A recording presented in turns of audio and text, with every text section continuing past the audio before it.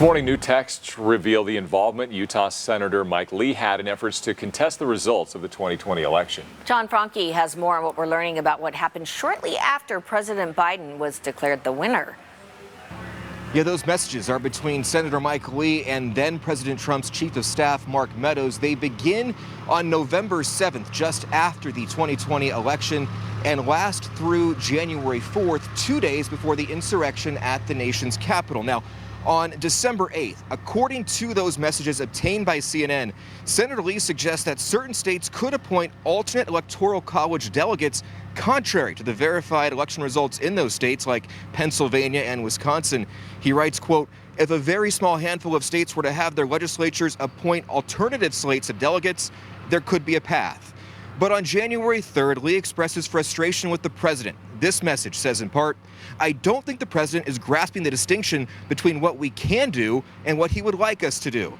A message that follows reads, "Again, all this could change if the states in question certify Trump electors pursuant to state law.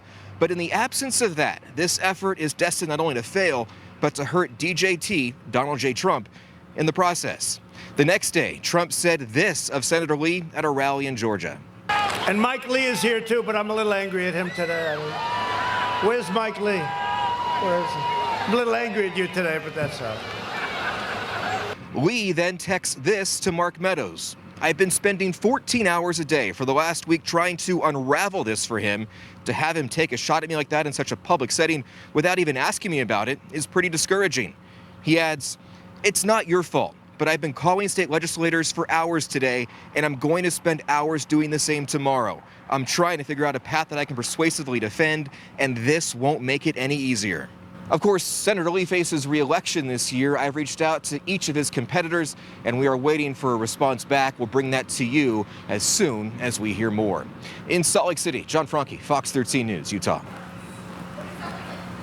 Well, we've reached out to Senator Lee's office for a statement or reaction to this morning's revelations.